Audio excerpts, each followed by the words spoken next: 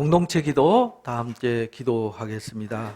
하나님 아버지, 거룩한 영광의 부활절 주일, 부활의 산소망을 주신 하나님께 감사와 찬송을 올려드리며 영과 진리로 예배합니다.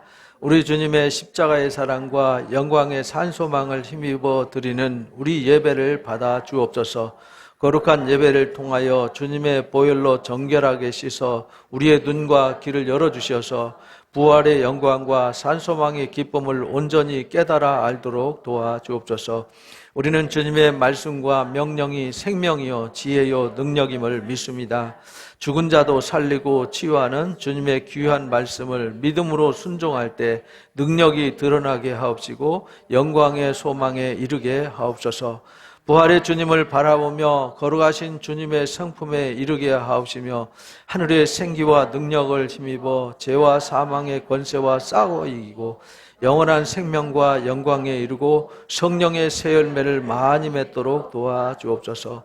우리를 주님과 함께 영광의 보좌 우편에 앉게 하시기 위해 지금도 쉬지 않고 일하시는 하나님의 크신 사랑을 절대 잊지 않고 주님의 능력과 약속의 손길을 꽉 붙잡고 범사의 믿음으로 승리하게 하옵소서. 약속의 믿음이 조금 더 흔들리지 않고 어떤 환경 속에서도 첫째 부활의 소망과 약속의 말씀을 꽉 붙잡고 진리의 성령의 인도하심을 따라 진리 가운데 이끌어 주시기를 간절히 기도합니다.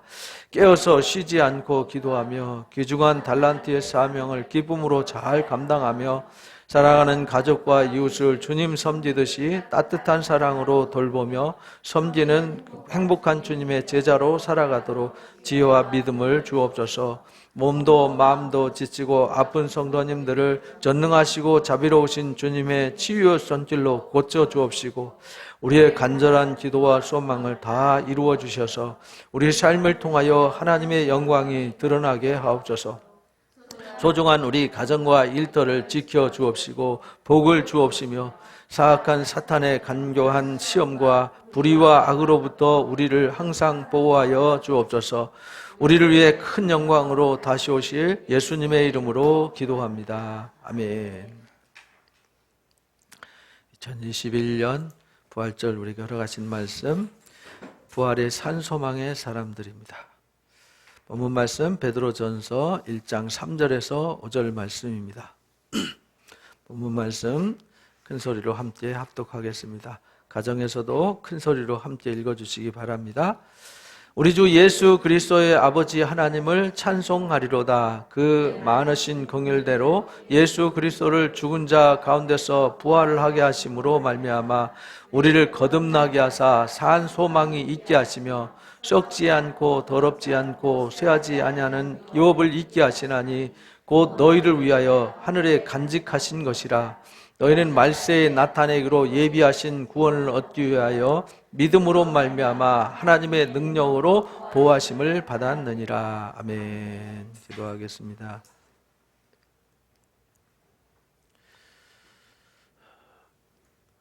세상에 사람들은 태어나서 죽는 것이 무엇인지도 모르고 살아갑니다.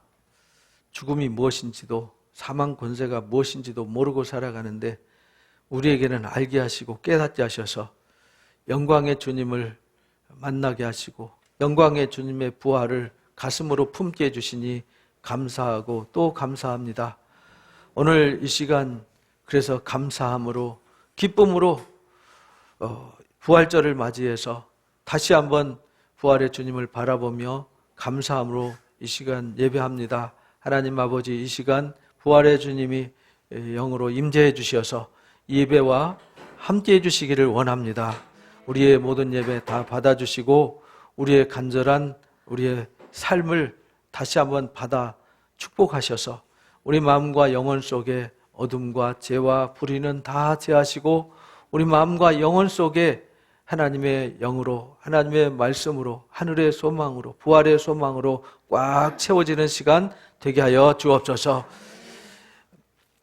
주께서 우리의 모든 것을 다 받으셨습니다. 그래서 이 시간 일주일의 삶 전체를 드리려고 왔습니다. 하나님 아버지 받아주시고 감사 위에는 더 놀랍도록 감사와 영광으로 채워주시고 고민과 문제 하나님 제하해야 될 것들은 보혈의 능력으로 다 제하여 주시고 하나님 성령의 불로 다 소멸시켜 주셔서 우리 마음에 하늘의 밝은 부활의 소망의 빛으로 채워 주옵소서.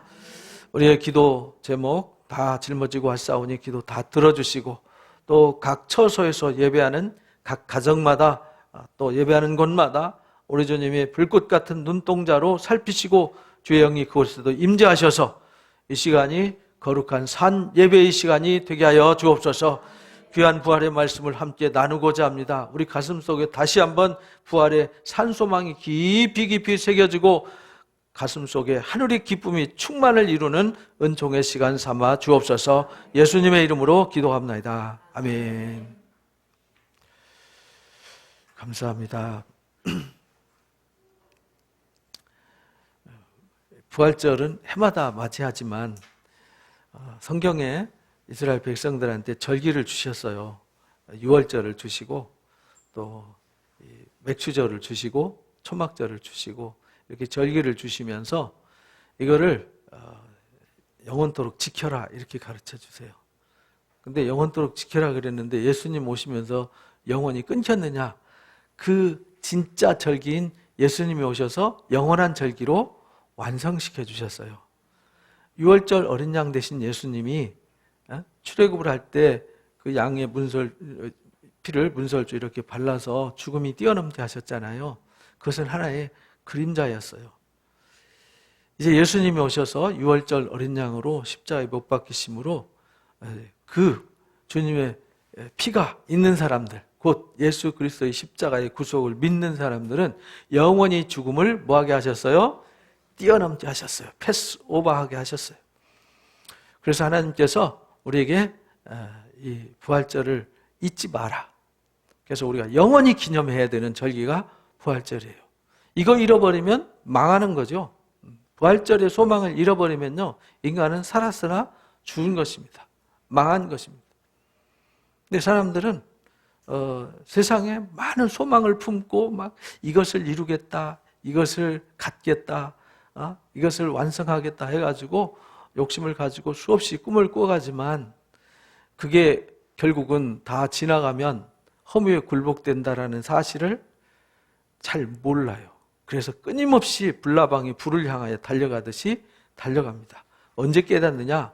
허무에 굴복할 때, 아, 인생이란 이런 거였나? 이렇게 되는 거죠. 그래서 전도서에 솔로몬이 다 살아보고 나서 결론을 내렸어요. 1장 2절 4절 읽어봅니다. 전도자가 이르되 헛되고 헛되며 헛되고 헛되니 모든 것이 헛되도다. 해 아래서 수고하는 모든 수고가 사람에게 무엇이 유익한가? 한 세대는 가고 한 세대는 오되 땅은 영원히 도다. 천지 창조부터 지금까지 수많은 사람들이 태어나고 지나가고 태어나고 지나가고 태어나고 지나가서 오늘 우리가 여기 있는 거잖아요. 우리도 언제 지나가고 언제 끝날지 모르는 바람 앞에 등불 같은 것이 이 사람의 생명이잖아요.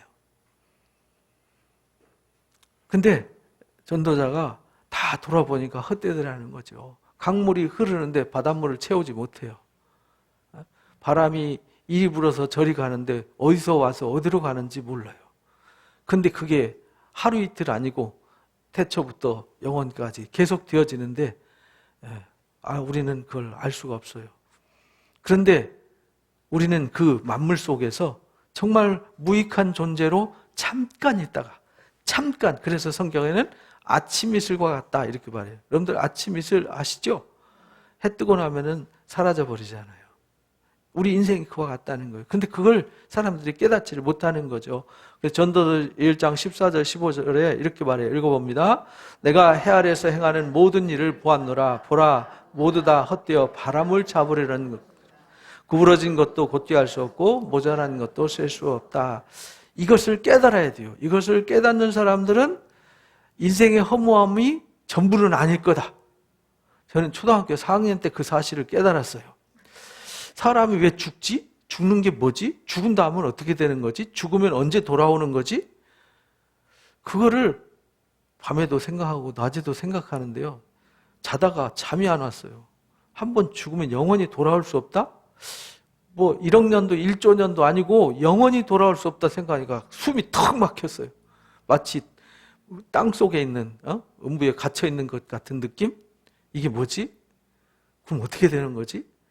그래서 저는 끊임없이 분명히 무슨 해답이 있을 거다 찾았는데 결국은 주님을 만나서 해답을 얻었습니다. 그래서 전도서 2장에 솔로몬이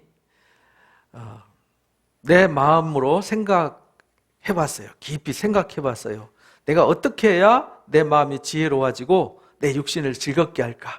그 즐겁게 하는 게 인생이 전부고 영원히 그럴 줄 알았어요. 그래서 열심히 술도 마셔봤어요. 좋다는 술 밤새 마셔보고 또 어떻게 해야 천하 인생의 들이 인생 살다가 어떤 것이 선한 것인가 해가지고 이것도 해보고 저것도 해봤어요. 사업도 해보고요. 큰 집도 지어보고 화려한 집도 지어보고 또 포도원도 읽어보고요. 동산도 가꿔보고 연못도 파보고 해보고 싶은 거 다 했어요. 이게 고대에 하는 일이거든요. 요즘 사람들은 하고 싶은 건 뭐가 있을까요? 아파트 한 채 사고 뭐 빌딩 하나 짓고 뭐 외제차 좋은 거 하나 사고 그리고 또 뭐 하고 싶으세요? 이런 건 다 해봤다는 거예요. 노비도 사봤고요. 우리는 요즘 노비는 없잖아요. 근데 솔로몬은 노비도 사봤고요. 종들도 많이 낳게 해봤고 또 소떼 양떼를 수없이 가져봤어요. 또 여러 지방의 보배도 막 산더미처럼 쌓아봤고요. 창고에 다 금이고요. 솔로몬이 쓰는 그릇은 다 금이었어요. 평지에 그 돌멩이 있잖아요. 굴러다니는 돌멩이보다 은이 더 많았고요. 그 평지의 뽕나무들이 자기 집에 있는 백향목으로 다 칠했잖아요. 그때는 백향목이 최고급 제목이거든요. 평지의 뽕나무처럼 만취했어요. 그리고요, 기뻐하기 위해서 처첩을 1000명이나 뒀죠. 그리고요, 창성에서 예루살렘에 있던 어떤 사람들보다도 더 창성해서 지혜도 최고의 지혜를 얻어서 남부러울 게 없었어요. 그런데 2장 10절에 11절 보니까 내 눈이 원하는 것을 내가 금하지 않았다. 그러니까 돈 있겠다, 권력 있겠다, 지혜가 있겠다, 해볼 수 있는 건 다 해보는 거죠. 마음이 즐거워하는 것을 내가 막지 않고 다 해봤어요. 그래서 모든 수고로 말미암아 얻은 몫이 이것이야 라고 했는데 후에 지나고 나서 생각해서 나이 먹고 늙어서 이빨 빠지고 머리 허옇게 되고 뼛속에 기름 빠지고 나니까 아무것도 아니더라는 거예요. 수고한 모든 것이 다 헛되어서 뭐와 같아요? 마치 바람 잡는 것 같더라. 해 아래서 이거 내가 한 것이 이게 무슨 이익이 있는가? 내가 왜 이것을 위해서 이 많은 세월을 낭비해야 됐는가? 무덤문 앞에서는요, 그렇게 될 수밖에 없는 거예요. 그런데 사람들은 이걸 깨닫지 못해요. 깨닫지 못해서 끊임없이 막 욕심으로 뭔가를 쫓아가요. 하나님을 찾지 않습니다. 로마서 8장에 20절, 22절 읽어봅니다. 피조물이 허무한데 굴복하는 것은 자기 뜻이 아니요 오직 굴복해 하시는 이로 말미암음이라 이렇게 말씀하셨어요. 그러니까 피조물이 허무한데 다 굴복해요. 근데 굴복되도록 하나님이 만드셨어요. 그래서 벚꽃 엊그저께 화려하게 폈더니 어제 그냥 비 한 번 왔다고 그냥 앙상하게 그냥 다 쏟아져 버렸더라고요. 아쉽게 좀 일주일만 좀 놔두지 그냥 비 와가지고 꽃 구경 제대로 못하고 구경 좀 하려니까 다 쏟아져 버렸어요. 근데 걱정할 거 없어요. 내년에 또 필 거잖아요. 그게 풀이 자라지만 마르잖아요. 근데 내년에 또 싹이 올라와요. 다 그런 거죠. 그런데 다 그렇게 피었다 지고 살아났다가 사라지고 인생도 태어났다가 죽고 이것이 하나님 정하신 거란 말이죠. 아담과 하와가 타락한 이후에 모든 인간은 죽을 수밖에 없게 됐어요. 그래서 하나님 말씀 떠나고 하나님을 떠나면 거기는 사망의 세계라고 가르쳐줬는데도 알아서 그냥 사망의 세계로 들어가 버렸어요. 그래서 하나님께서 거기로 가서 그 허무에 굴복했는데 사람들이 거기서 살다 보니까 허무가 뭔지 죽음이 뭔지도 모르고 살아요. 다 잊어버리고 콧등만 쳐다보고 그냥 뭔가 쫓고 뭔가 바라보고 막 거기에 취해가지고 아무 생각 없이 살아요. 그래서 하나님이 하나님의 사람들을 보내서 그게 인생이 아니야. 그 허무에 굴복한 거 하나님 떠나서 그렇게 된 거야 라고 외치는 거죠. 그런데 그 중에 정말 인생이 뭐지? 왜 인생이 허무에 굴복하는 거지? 아니야, 이 뭔가 답이 있을 거야 하는 그런 사람들이 하나님께로 오더라는 겁니다. 근데 하나님은 모든 사람들이 다 돌아와서 그 허무로부터 자유를 얻고 사망으로부터 자유를 얻기를 원하시는데 다 오지는 않더라는 겁니다. 오히려 하나님을 향하여 등지고 하나님을 원망하고 욕하고 비난하고 오히려 더 탐욕과 악을 향해서 치달아가더라는 거죠. 근데 우리가 그래서 이 바라는 것은 허물을 깨달은 사람들은 썩어짐의 종로로 타는 데서 뭐 하기를 원해요? 해방되기를 원하는 거죠. 그래서 피조물이 허무한 데 굴복하는 이 종로로 타는 데서 해방시키는 방법을 다 허무에 굴복하게 하셨는데 그 굴복하는 종로로 타는 데서 우리를 해방시키기 위해서 예수께서 이 땅에 오셨어요. 그리고 십자가를 지심으로 그 속에 십자가 속에 신비한 비밀을 담아 놓으셨어요. 그래서 교회에 십자가가 있는 거예요. 그래서 십자가 외에는 십자가는 자랑할 게 아니잖아요. 사형틀인데 부끄러운 사람들이 저주받아서 매달리는 사형틀을 무슨 자랑이라고 자랑하겠어요. 그런데 우리는 십자가를 자랑하잖아요. 왜 자랑하냐? 거기에서 사망과 허물을 파묻어버리고 예수님이 뭐 하심으로? 부활하심으로 우리에게 자유를 주셨어요. 그래서 우리가 예수를 믿는 거죠. 그래서 이 부활절은요 너무나도 소중한 날입니다. 그래서 누가복음 44장 44절 45절 읽어봅니다. 이 말을 너희 귀에 담아두라. 인자가 장차 사람들의 손에 넘겨지리라 하시되 그들이 이 말씀을 알지 못하니 그들이 깨닫지 못하게 숨긴 바 되었습니다. 이 사실을 귀담아두라고 가르쳐 줬는데요, 제자들 주님 십자가 질 때 어디 갔어요? 다 저주하고 도망가 버렸어요. 그러니 3년 반 동안 데리고 다니면서 능력과 표적과 기적과 가르침을 다 줬는데도 꽁무니 뺐어요. 이게 감춰진 거예요. 그래서 하나님께서 능력이 임할 때까지 제자들한테 기다리라고 가르쳐 주셨어요. 근데 능력이 임할 때까지 기다리는데 도대체 능력이 뭔지도 몰랐어요. 근데 그들이 성령 받고 나서 비로소 깨달았습니다. 아, 그때 주님이 그 말씀이셨구나. 그래서 복음서를 쓴 거예요. 그 전에는 몰랐어요. 깨닫고 쓰여진 것이 성경이에요.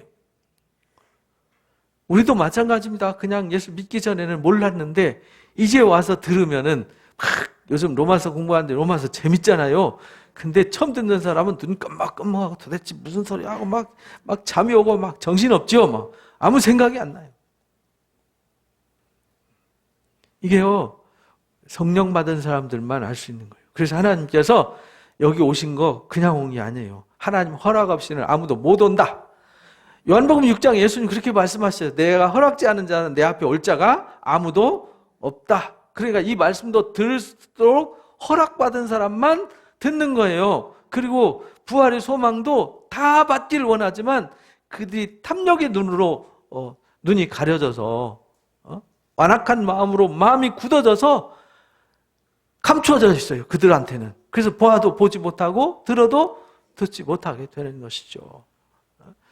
그래서 잠언 15장 14절 읽어봅니다. 지혜로운 자는 의로 향한 생명길로 말미암음으로 그 아래에 있는 수호를 떠나게 되느니라. 그래서 지혜 있는 자는요, 허무함을 깨달아요. 이게 우리 인생이 이렇게 하나님 형상대로 지어졌는데 허무에 굴복하고 끝나는 건 아닐 거야. 이러면은 뭐 오늘 주거나 내일 주거나 뭔 소용 있어? 뭐 어제 주거나 내일 주거나 뭐 1년 후에 주거나 1년 뒤에 주거나 뭐 차이가 뭐 있어요? 밥그릇수만 축내는 거지. 무슨 의미가 있냐고요. 저는 초등학교 4학년 때 그걸 생각했어요. 작년에 죽은 어르신이나 오늘 죽는 어르신이나 무슨 차이가 있을까? 제가 죽었다고 갔다가 파묻으라고 가만히다 뚫뚫 말아서 치워놨는데 어머니가 만류하는 바람에 이틀 후에 다시 살아났어요. 그래서 어른들이 늘 볼 때마다 저놈 자식 저 뒷동산에다 옛날에 애들 죽으면 지게다 져다가 가만히다 똘똘 말아서 갖다 뒷동산에 파묻었거든요. 그걸 애장이라고 그러잖아요. 애장. 어른들이 저를 볼 때마다 저놈 자식 죽었으면 뒷동산에 파묻었을 텐데 그것이 저한테 이게 하나님의 음성이었어요. 그 소리를 너무 많이 듣다 보니까 산에 나무하러 갔다 내려오면서 애기들 파묻은 무덤이 있었거든요. 나도 저기 있었을 텐데. 그러면은 사람들은 다 죽네? 그럼 내가 그때 파묻히나 지금 파묻히나 10년 후에 20년 후에 파묻히나 무슨 차이가 있는 거지? 별 의미를 못 느꼈어요. 그래서 참 답답했어요. 근데 그 답을 주님에게서 찾았다니까요. 그래서 그러잖아요. 지혜로운 자는 위로 향한 생명의 길로 말미암아서 아래에 있는 수월을 떠나는 거예요. 그래서 나를 그 수월에 놔두지 않으시고 그 무덤 속을 수월이라 그러거든요. 나를 그 무덤 수월 속에 놔두지 않으시고 하나님이 저에게 지혜를 주셔서 하나님을 찾게 만드셨어요. 할렐루야죠. 그래서요, 우리가 이 빈 무덤의 의미를 깨달아야 돼요. 우리가 부활절을 통해서 이게 유대인들의 동굴 무덤이거든요. 예수님이 저 동굴 무덤에 이제 들어가셨어요. 그리고 이 무덤은 작은 가족 무덤이라서 그런데 예수님이 묻힌 아리마대 사람 요셉은 부잣집이기 때문에 무덤이 컸어요. 그 돌이 두세 사람에서 밀어도 안 넘어가요. 장정이면 서너 사람이 막 낑낑대면서 밀어야 넘어가는 돌이거든요.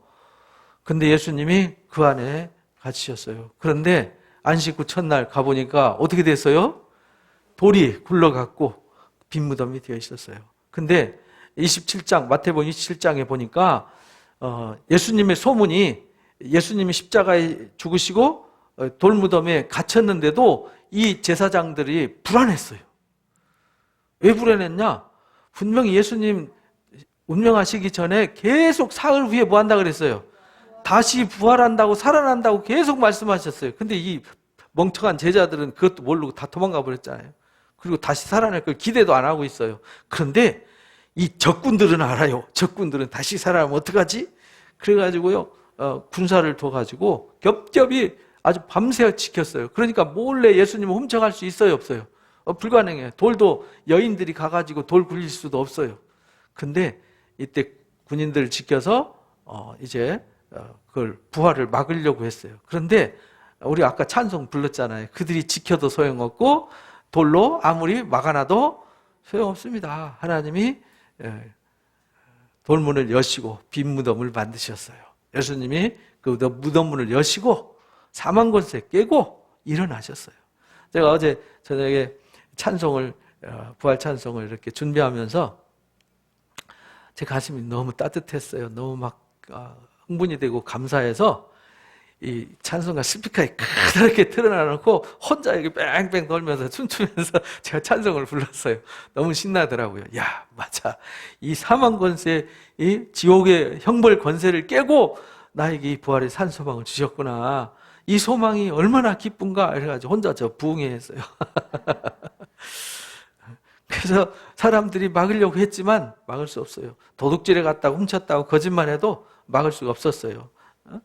요한복음 5장 24절 읽어봅니다. 내가 진실로 진실로 너희에게 이르노니 내 말을 듣고 나 보내신 이를 믿는 자는 영생을 얻었고 심판에 이르지 아니하느니 사망에서 생명으로 옮겼느니라. 그래서 예수님이 살아계실 때 이렇게 말씀하셨는데 하나님이 그 사망의 동굴 속에서 살려서 사망에서 어디로? 생명으로 옮겨주셨어요. 그래서 예수님을 믿는 사람들, 나 보내신 이를 믿는 자들은 다 사망에서 생명으로 옮겨져요. 그래서 이 사망에서 생명으로 옮겨진 생명은 사망의 값을 지불했기 때문에 다시 사망하는 일이 없어요. 그래서 예수님을 믿는 사람들은 다 영생을 얻게 되는 것이죠. 그래서 요한복음 5장 26절 29절도 읽어봅니다. 아버지께서 자기 속에 생명이 있음같이 아들에게도 생명을 주어 그 속에 있게 하셨고 또 인자됨으로 말미암아 심판하는 권한을 주셨느니라. 이를 놀랍게 여기지 마라. 무덤 속에 있는 자가 다 그의 음성을 들을 때가 오나니 선한 일을 행한 자는 생명의 부활로 악을 행한 자는 심판의 부활로 나오리라. 그러니까요, 우리만 부활하는 게 아니에요. 나중에 악한 사람들도 다 부활해요. 근데 무슨 부활로? 심판의 부활. 우리는 하나님의 상속자로 부활하는 거고요. 하나님 보좌 우편에 앉는 상속자로 부활하는 거고요. 악한 사람들은 다 심판의 권세로 심판받기 위해서 부활하는 거예요. 그래서 계시록 20장에 13절, 15절 읽어봅니다. 바다가 그 가운데에서 죽은 자들을 내주고 또 사망과 음부도 그 가운데에서 죽은 자들을 내주매 각 사람이 자기 행위대로 심판을 받고 사망과 음부도 불못에 던져지니 이것은 둘째 사망 곧 불못이라. 누구든지 생명책에 기록되지 못한 자는 불못에 던져지리라. 이것이 완전한 사망이에요. 여기서 심판의 사망, 둘째 사망은 끝나는 거예요. 거기는 다시 회복, 구원 이런 거 없어요. 그래서 기독교의 이 부활은 그냥 거짓말, 누가 꾸며낸 게 아니에요. 지구상에서 가장 신뢰할 수 있는 책이 무슨 책? 성경책. 여러분들이 잘 아는 무슨 뭐 공자 얘기나 석가모니 얘기나 뭐 알렉산더 얘기나 뭐 이런 세계적인 유명한 사람들의 얘기 다 있잖아요. 그건 전승 기간이 보통 400년, 600년 막 이래요. 짧은 사람이 80년. 그런데요, 예수님의 부활의 복은 사람들이 살아있을 때 다 살아있는 사람들한테 썼어요. 만약에 살아있는 사람들한테 이 얘기를 썼으면은 뻔히 보고 있는데 썼다 그러면 뭐라고 그러겠어요? 에이, 놀고 있네. 우리가 봤는데 언제 그런 적 있어? 이렇게 말하잖아요. 근데 증인이 너무 많기 때문에 이건 거짓말할 수 없고요. 성경은 가장 증인들이 많이 살고 전승 기간과 기록이 제일 짧아요. 그래서 지구상에서 가장 신뢰할 수 있는 책이 신약 성경이에요. 그건 과학적으로도 증명이 된 거예요. 여러분들이 역사책 읽는 거, 여러분들 우리나라 역사, 삼국사기, 삼국유사 읽으시죠? 삼국사기가 700년대 기록된 거잖아요. 김부식이 쓴 거. 또 1100년대에 이련이 쓴 삼국유사. 예수님 부활하시고 나서 700년대 넘어서 뭐 1000년 넘어서 쓴 게 우리나라 역사책이라니까요. 근데 고구려 신라 백제가 언제 태어났어요? 예수님보다 조금 전에 3, 40년, 4, 50년 전에 고구려 신라 백제가 시작되었다고요. 고조선은 그로부터 수천 년. 근데 기록이 3000년, 2000년 후에 쓰여진 기록이 우리가 역사책이란 말이죠. 우리 성경은 제자들이 보고 있는 데서 쓴 거라니까요. 그 기록물이 2000년 동안 전승돼서 가장 사본이 많은 책이 성경이란 말이에요. 그때 사본이 하나도 안 틀리고 그대로 목숨을 걸고 썼기 때문에 2000년 동안 우리한테 전해진 거잖아요. 그래서 고린도전서 15장 3절에서 7절에 바울이 이렇게 말해요. 내가 너에게 전했다. 성경대로 예수님께서 뭐 하셨어요? 우리 죄를 위해서 죽으셨어요. 성경대로 뭐 하셨어요? 사흘 만에 다시 살아나셨어요. 그래 누구한테 보였어요? 게바가 누구죠? 베드로에게 보시고, 게바가 이제 아람어예요. 베드로는 원래 이제 본명은 시몬이고요. 게바는 반석이라는 뜻이에요. 근데 그걸 헬라 말로 하면 페트로스예요. 그래서 베드로 이렇게 영어로 피터라고 그러죠. 피터. 또 12제자에게 보이고 그 다음에 누구한테 보였어요? 오베 형제에 보이고 지금까지 대다수가 뭐하고 있어요?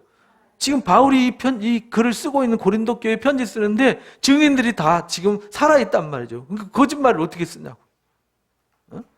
그 야고보한테 보이고 야고보는 예수님의 동생도 봤어요. 그리고 모든 사도에게 다 보였고요. 만삭되어 나지 못한 나한테도 보였다. 나가 누구예요? 바울한테도 막 다메섹으로 가는데 사울아 사울아 하고 불렀어요. 주여 누구십니까? 네가 그렇게 핍박하는 나 예수야. 나타났어요. 거기서 꼬꾸라지죠.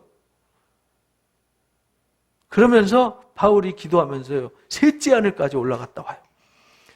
말할 수 없는 것을 보고 경험하고 나서 바울은 자기 목숨도 귀한 것을 여기지 않고 목숨을 던져서 이 부활의 복음을 전하는 사람이 되었어요. 그러니까 부활만큼 확실한 것이 없어요. 그러니까 우리가 믿는 부활은 부활일 수도 있고 그럴 수도 있고 뭐 부활이라는 거 믿어도 되나 이런 게 아니라 부활은 확실히 검증되고 증명되고 증인들이 보여준 거란 말이죠.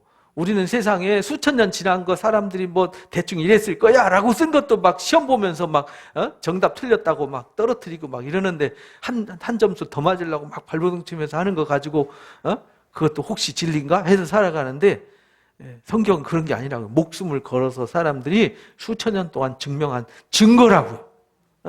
베드로전서 그래서 오늘 본문 말씀 읽어봅니다. 우리 주 예수 그리스도로 말미암아 하나님을 찬송하자 이렇게 말합니다. 그의 많으신 긍휼대로 예수 그리스도를 죽은 자 가운데서 부활하심으로 말미암아 우리를 거듭나게 하사 산소망이 있게 하시며 썩지 않고 더럽지 않고 쇠하지 않는 유업을 있게 하시나니 곧 너희를 위하여 하늘에 간직하신 것이다. 하늘에 이미 예수님이 태초 만세 전부터 이 계획을 가지고 계셨고 준비되어 있던 주님이 아브라함의 언약하신 대로 그 언약을 이루기 위해서 오신 거예요. 그래서 예수님이 뭘로 오셨어요? 말씀으로 오신 거예요. 약속대로 이 땅에 말씀을 이루기 위해서 오셨어요. 그래서 십자가에서 마지막에 뭐라 그러시죠? 다 이루었어요. 구속의 역사를 다 이루셨어요. 십자가에서 사망 권세를 깨버리셨어요. 죽으셨어요. 죽음을 끝내버리셨어요. 그리고 다시 살아나셔서 새 창조의 역사를 열어가시는 겁니다. 이거 간직돼서 이게 썩지 않는 거예요. 더럽지 않는 거, 쇠하지 않는 살아있는 소망. 예수님이 죽었다 살아나신 이 부활이 우리에게 완전한 부활의 산 소망이라는 것, 이것이 우리를 위해서 준비되어 있던 거다 이 말입니다. 로마서 5장 6절 8절 읽어봅니다. 우리가 아직 연약할 때의 기약대로 그리스도께서 경건하지 않은 자를 위해서 죽으셨다. 우리가 경건치 않았어요. 죄인이었어요. 그런데 나 경건치 않은 나를 살리려고 예수님이 뭐 하셨어요? 십자가 지시고 다 이루셨어요. 다 이루신 예수 그리스도를 믿기만 하면 예수님과 함께 죽고 장례 치러서 사망 권세 지불했으니까, 값 지불했으니까 우리는 사망 권세가 지배할 권세가 있어요, 없어요? 없어졌어요. 그래서 진리를 알지니 진리가 너희를 자유케 하리라 해서 여러분들은 자유자예요. 그러니까 걱정하지 말고 근심하지 말고 쫀쫀하게 살지 말고요, 즐겁게 행복하게 사시기 바랍니다. 그 다음 읽어봅니다. 우리가 아직 죄인 되었을 때에 그리스도께서 우리를 위하여 죽으심으로 하나님께서 우리에 대한 자기의 사랑을 확증하셨다. 십자가를 우리가 바라보는 건요, 내가 너 이렇게 사랑해. 십자가는요 사형틀이잖아요. 저주받은 사형틀인데 내 아들을 여기다 내어줄 만큼 너를 위해서 네가 매달려야 될 거기에 너 대신 네가 매달려야 될 그 자리에 내가 내 아들을 내어줄 만큼 내가 너 사랑해. 그러니까요, 저와 여러분은요 예수님의 목숨과 같은 값이다 이 말이에요. 예수님 목숨 값이 얼마예요? 환산 불가하잖아요. 그러니까 여러분은요 우주를 팔아도 살 수 없다니까요. 여러분 너무 소중합니다. 여러분들 보세요. 너무 소중하죠. 괜히 옆에 사람들 험담하지 마시고 정죄하지 마세요. 왜냐하면 주님이 값을 그렇게 매겨주셨는데 주님을 욕되게 하는 거라 이 말이에요. 그래서 이 부활의 산소망만큼 위대한 역사는 없어요. 부활, 세상의 만물은요 하나님이 다 창조하셨어요. 그죠? 창조하고 누구한테 주셨어요? 우리한테 주셨어요. 창세기 1장 27절 28절에 남자 여자 창조하시고 그들에게 복 주시고요, 생육하고 번성하고 땅에 충만하라, 땅을 정복하라 이렇게 말씀하시고 바다 물고기 하늘의 새 땅에 움직이는 모든 생물을 뭐하게 하셨어요? 다스리게 하셨어요. 근데 여러분들 다스리고 있어요? 똥강아지 하나만 쫓아와도 그냥 놀라서 도망가고 벼룩간마리한테도 절절배고 바이러스 요즘 코로나 바이러스한테도 절절배고 막 온 국민이 마스크 쓰고 난리 나잖아요. 이런 존재, 무능한 존재가 되었어요. 왜 그랬냐? 하나님을 떠나서 그렇게 타락해서 그렇게 된 거예요. 근데 이 만물은요 하나님이 없앨 수도 있고 만들 수도 있어요. 여러분들 그 과학에서 질량 보존의 법칙 배웠죠? 물을 끓이면 물이 사라지죠? 근데 사라졌나요? 아니 기체돼가지고 공중에 떠 있다가 다시 내려앉는 거예요. 그래서 하늘에 비 무지하게 오는데 바다 안 채우잖아요. 강물이 흘러가는데도 바다 못 채우잖아요. 증발에 또 올라갔다 내려갔다 땅에 물 줬다가 다시 그 말라서 또 올라갔다 내려갔다. 그러면 어떤 때는 지구상에 물이 하나도 없어지고 막 다 해야 되는데 또 생겼다 없어졌다 이러잖아요. 땅속 다 파가지고 철광석 다 캐가지고 콘크리트 다 캐가지고 이 서울에 엄청난 건물 짓고, 여기도 보세요. 엄청나게 건물 많이 들어섰죠. 이 콘크리트 갖다 다 퍼부어도요 지구 안 커져요. 그죠? 그리고 산 다 파도 지구 안 없어져요. 그죠? 바닷물 퍼다 써도 우리 물 다 매일 막 홍수같이 물 써서 쏟아내도 물 안 없어져요. 그죠? 물질은 그대로 있다가 형태를 바꾸면서 이렇게도 만들 수 있고 저렇게 만들 수도 있어요. 그런데요 생명은 그럴 수 없어요. 한 생명은 없어지면 끝이에요. 생명은 소멸되면 끝이에요. 그래서 이 생명이 한 번 죽었는데 다시 살아난다? 이건요, 천지창조보다 위대한 창조예요. 그래서 예수님이 표적 보여달라 그러잖아요, 유대인들이. 왜냐하면 예수님이 막 귀신 내쫓고, 손 마른 사람 손을 펴고, 앉은 뱅이 일어나고, 눈 먼 사람 눈을 뜨게 하고, 귀 먹은 사람 귀 뚫리게 하고, 나병 환자 고치고 이러니까 또 표적이 하면 또 한 번 해봐, 또 한 번 해봐 이러잖아요. 그러니까 예수님이 야, 지금까지 여러 번 했는데 너희가 못 믿겠니? 요한복음 21장 25절에는 그러잖아요. 이 책에 기록하기 부족할 줄로 안다. 예수님이 행하신 일이 무지하게 많아서. 그런데 그 보고도 또 요구하고 또 요구하고 또 요구하니까 내가 요나의 표적 외에는 보여줄 게 없다. 그 요나의 표적이 뭐냐면요, 가장 위대한 창조예요. 부활은요, 지구상에 지구 우주를 만든 것부터 더 위대한 창조가 생명을 살리는 거예요. 부활의 이 소망은 우주를 창조하는 것보다 더 어려운 거라니까요. 근데 하나님이 그걸 우리한테 주셨어요. 로마서 6장 20절 21절 읽어봅니다. 너희가 죄의 종이 되었을 때는 의에 대해서 자유로웠느니라. 너희가 그때 무슨 열매를 맺었느냐. 이제는 너희가 그 일을 부끄러워하니 이는 그 마지막이 사망이다. 죄의 종이 되었을 때에는 의에 대해서, 하나님에 대해서는 하나님 아무 생각도 없이 구원, 생명, 부활 아무 상관없이 막 내 멋대로 살았잖아요. 그런데 그때 무슨 열매 맺었냐? 사망의 열매. 그런데 하나님이 한 번 죽는 것은 정해졌어요. 누구든지 다 죽어요. 한 번 태어나면 안 죽는 사람이 있어요? 다 죽게 만드셨어요. 그 후에는 뭘 받죠? 이건 심판받도록 정해놓으셨어요. 그래서요, 마태복음 16장 26절 읽어봅니다. 사람이 만일 온 천을 얻고도 제 목숨을 잃으면 무엇이 유익하리요? 사람이 무엇을 주고 제 목숨과 바꾸겠느냐? 온 천하를 얻어도요, 목숨 잃으면 아무것도 아니죠. 그래서 사람은 벌거벗은 몸으로 왔다가 벌거벗고 가는 거예요. 아무것도 안 가지고 왔다가 아무것도 안 가지고 가는 거예요. 이건 만인의 공통어잖아요. 그죠? 모든 철학자들도 고민해 보니까 맞네. 시대가 지나도 철학자들이 고민해. 맞네. 어쩔 수 없는 거예요. 근데 로마서 6장에 이제 결론을 이렇게 내주셨어요. 22절, 23절 읽어봅니다. 그러나 이제는 너희가 죄로부터 해방되고 하나님께 종이 되어 거룩함에 이르는 열매를 맺었나니 그 마지막은 뭐라고요? 영생이니라. 그 다음요, 죄의 싹은 사망이요 하나님의 은사는 그리스도 예수 우리 주 안에 있는 영생이니라. 영생이 곧 뭐냐면 부활이고 하나님의 나라예요. 하나님의 나라, 부활, 영생 이러잖아요. 마태복음과 마가복음, 누가복음에는 천국, 하나님의 나라 이렇게 표현했는데 요한복음에는 하나님 나라, 천국 표현 안 쓰고 영생이라는 단어를 썼어요. 그죠? 누구든지 예수 그리스도를 믿으면 멸망치 않고 영생을 얻게 하려 합니다. 영생이 있다. 영생을 계속 강조해요. 근데 요한복음, 다른 마테마가 누가에는 영생이라는 단어보다는 하나님의 나라, 천국 이런 개념을 쓰죠. 그래서 우리가 죄의 종이 됐을 때는 사망의 열매를 맺었는데 우리가 그 죄로부터 십자가로 말미암아 자유함을 얻어서 하나님께 종이 되었을 때에는 뭘 얻어요? 영생을 얻어요. 그래서 죄의 값은 죄인들, 죄 아래서 사는 사람들은 사망에, 그리스도 안에서 사는 사람들은 영생에 이르게 된다라는 확실한 소망을 우리에게 주셨습니다. 요한일서 2장 25절 읽어봅니다. 그가 우리에게 약속하신 것은 이것이니 곧 영원한 생명이다. 이걸 약속하셨어요. 그래서 예수님이 나를 믿으면이라고, 예수 그리스도를 믿으면이라고 가르쳐 주신 거예요.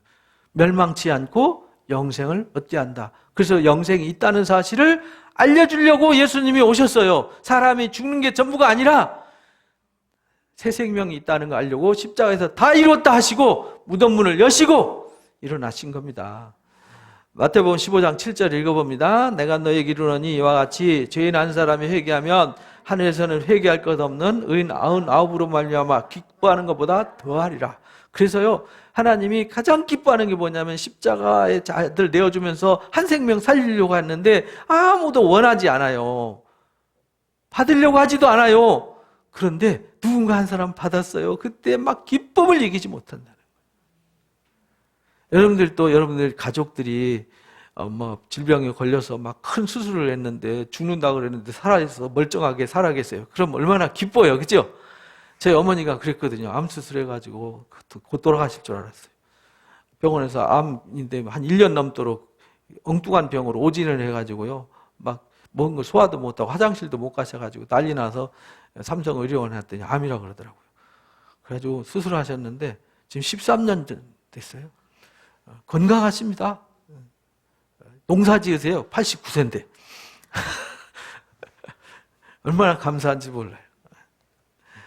마가복음 9장 47절 49절에 보니까 읽어봅니다. 만일 내 눈이 너를 범죄하거든 빼버리라. 한 눈으로 하나님의 나라에 들어가는 것이 두 눈을 가지고 지옥에 던져지는 것보다 나으니라.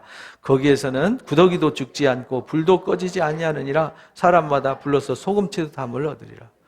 그러니까 우리가요 정말 하나님의 나라를 소망하고 부활의 소망을 안고 살아야지, 이거 잃어버리면 죄 짓고 죄의 종이 돼서 사망에 이르게 되면 거기 가는 그 불못, 거기가 어디냐? 구더기도 안 죽는데요. 거기는 불도 꺼지지 않는데요. 꺼지지 않는 불 속에서 불못에서 영생하는 거예요.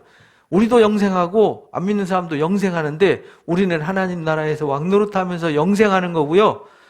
이게 믿지 않는 자들은 불못 속에서 영생하는 거예요. 이거 다시 기회가 없잖아요.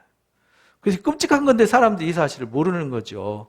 그래서 고린도전서 15장에서 가르쳐주는 것이 뭐냐면 기독교의 부활은 확실하다. 증인들이 수없이 많다. 그들이 증인도 다 살아있다. 그런데 이 부활이 없다면 기독교는 아무것도 아니다. 기독교는 아무것도 아니래요. 그러니 우리에게 부활이 소망이 있으니 얼마나 감사합니까? 그러니까요, 우리가 부활 산소망을 가진 사람으로서 이제 확신을 가지고 산소망을 가진 자답게 살아야 합니다. 베드로전서 1장 3절 4절 본문 말씀에 예수님이 부활하심으로 우리에게 산소망을 주셨어요. 썩지 않고 더럽지 않고 쇠하지 않는 소망을 주셨어요. 우리를 위해서 간직했던 거 주셨다 그랬잖아요. 그러니까 이제 이것이 우리를 위해서 말세에 나타내기로 예비했던 구원인데 하나님의 능력으로 이것을 주시려고 우리를 뭐하고 있어요? 보호하고, 지금 저와 여러분을 하나님의 능력으로 보호하는 거예요. 그래서 와서 말씀을 듣고 기도하게 하고 예배하게 하는 거죠. 그렇게 안 하면 우리가 세상에 푹 빠져요. 세상에 젖는다니까요. 생각해 보세요. 여러분들이 세상에 가서 이 소리 저 소리 이것저것 막 경험하고 막 누가 와서 염장 지르고 막 이러면 뒤집어지잖아요. 그럼 내가 누군지도 모르는 이상한 괴물로 변하고 막 이러지 않습니까? 그러니까 와서 또 말씀 듣고 새로워지고 말씀 듣고 새로워지고, 이거 안 하면 그냥 괴물이 더 괴물 된다니까요. 그래서 우리를 능력으로 보호하시는 거예요. 그래서 우리가 이 안에서 살려면 시험이 있어요. 무슨 시험이냐? 나를 하나님께 나아가지 못하게 하고 하나님의 은혜로 우리가 거룩해지지 못하고 이 부활을 얻지 못하게 하는 회방의 세력이 계속 있는 거예요. 나를 세상으로 막 치달아가게 하는 그런 시험이 있다는 거예요. 그러나 이 시험을 오히려 기뻐하라는 거죠. 아, 하나님이 나를 사랑하는구나 라는 것을 깨달으라는 거예요. 그래서 마태복음 10장 42절 읽어봅니다. 누구든지 제자의 이름으로 이 작은 자 중 하나에게 냉수한 것이라도 주는 자는 내가 진실로 너에게 이르노니 그 사람이 결단코 상을 잃지 아니하리라.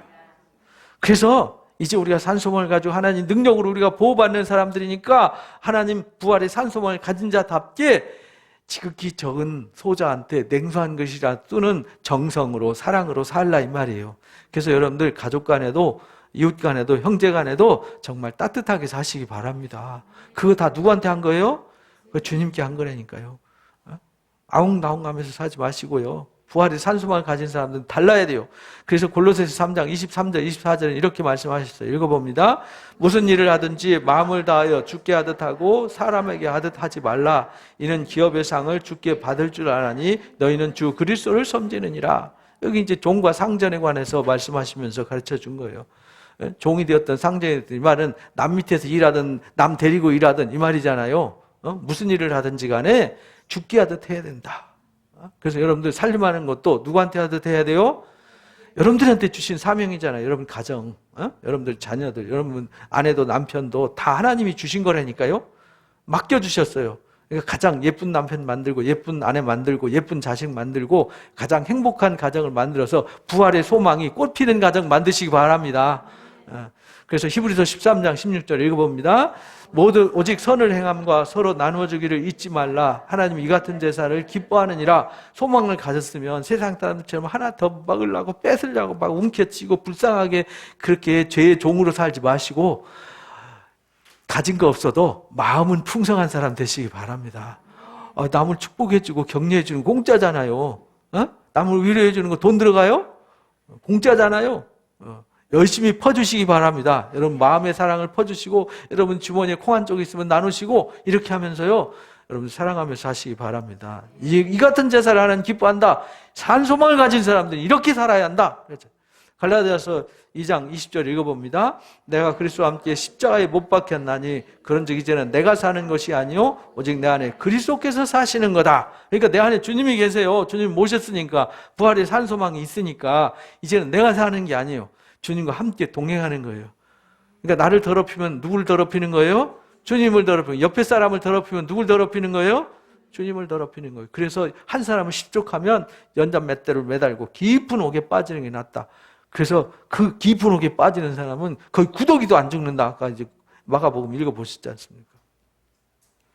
그 다음 읽어봅니다.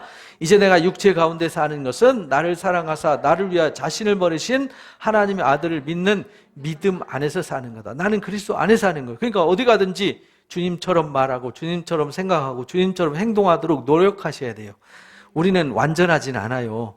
때로는 실수도 하고 부족하지만 그렇게 살려고 노력할 때 하나님이 연약한 자를 뭐 하세요? 도우세요. 로마서 8장 말씀대로 성령도 우리의 연약함을 아시기 때문에 우리를 위해서 기도하시고 우리를 도와주세요. 주님의 도우심을 힘으시기 바랍니다. 그럼 여러분들 잘할 수 있습니다. 왜? 나 혼자가 아니니까. 로마서 8장 17절 18절 읽어봅니다. 자녀이면 곧 상속자 하나님의 상속자요 그리스도와 함께한 상속자니 우리가 그와 함께 영광을 받기 위하여 고난도 함께 받아야 할 것이니라. 생각하건대 현재의 고난은 장차 우리에게 나타날 영광과 비교할 수 없다. 우리가 나타날 영광과 비교할 수 없는 고난, 그 고난은 무슨 고난이냐? 죄로부터 벗어나기 위한 고난.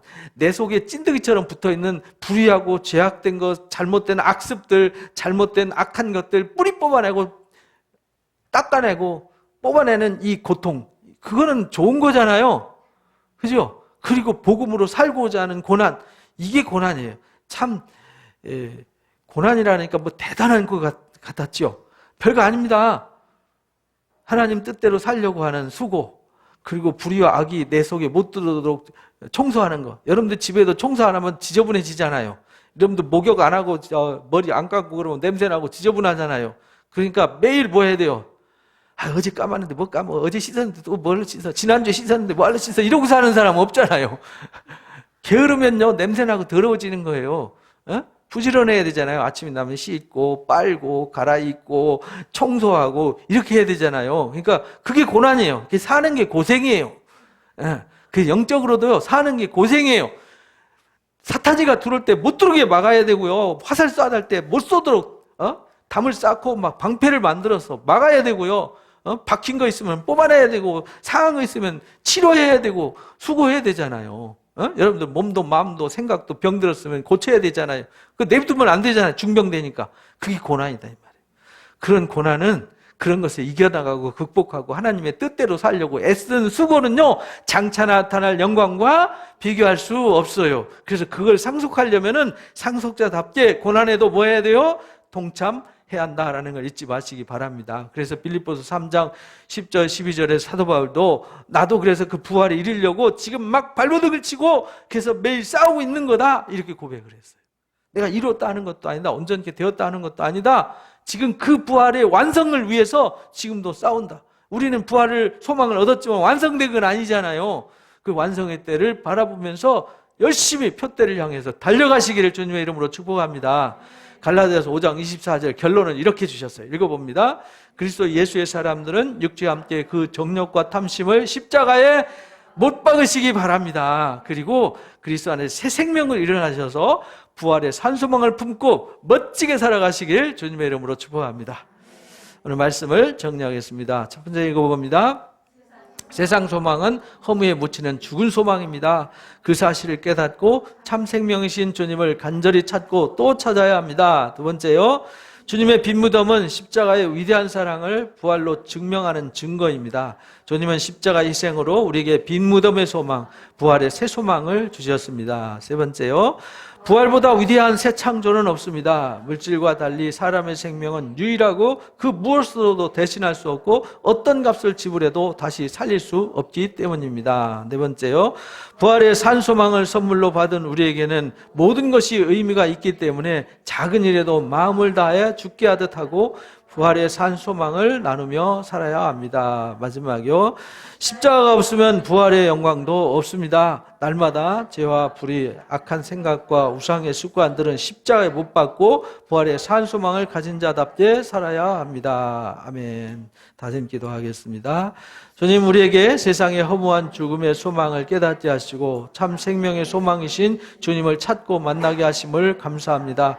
예수님을 저주의 무덤에서 일으켜 주셔서 우리에게 빈 무덤의 소망, 부활의 새 소망 주심을 감사합니다. 생명은 단 하나뿐이므로 그 무엇으로도 대신할 수 없고 어떤 값을 지불해도 다시 살릴 수 없는데 우리에게 위대한 부활의 새 생명을 선물해 주심을 감사드립니다. 부활의 산 소망을 선물 받은 우리에게는 지극히 작은 일에도 의미가 있음을 깨달았습니다. 이제부터 모든 일을 마음을 다해 죽게 하듯 하며 위대한 산 소망의 부활 복음을 이웃에게 전하고 나누며 살겠습니다. 십자가가 없으면 부활의 영광도 없음을 깨달았습니다. 날마다 죄와 불의, 악한 생각, 우상의 습관은 죽고 부활의 산 소망으로 살아가도록 도와주옵소서. 예수님의 이름으로 기도합니다. 아멘. 찬송가 171장 부르시면서 오늘 예배를 마치도록 하겠습니다.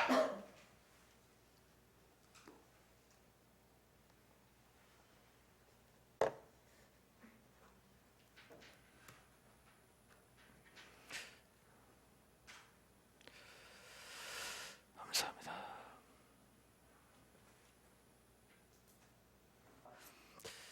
우리 주님이 십자가를 통해서 죄와 사망을 끝내시고 우리에게 부활의 산 소망 주심을 감사합니다. 만세전부터 감춰놓으셨던 이 놀라운 축복을 말세를 당한 우리에게 허락해 주시니 감사합니다. 이 산 소망을 빼앗기지 않게 하여 주옵소서. 가슴에 품고 부활의 산 소망을 가진 자답게 이 땅에 그리스도의 마음으로 그리스도의 성품으로 살아가서 부활의 영광의 소망이 우리 삶에 꽃이 피고 우리 주변에 많은 사람들이 주께 돌아오는 축복의 통로가 되게 하여 주옵소서. 지금 우리 주 예수 그리스도의 크신 은혜와 우리 아버지 하나님의 놀라우신 사랑하심과 보혜사 진리의 성령님의 교통 인도하심이 부활의 산 소망을 품은 사람들답게 부활의 삶을 살기를 원하는 우리 사랑 누림교회 성도들 머리 위에와 이들 가정과 일터와 이 교회와 나라 민족 위에 지금부터 영원토록 함께하시기를 간절히 축원하옵나이다. 아멘. 감사합니다. 예배를 마칩니다.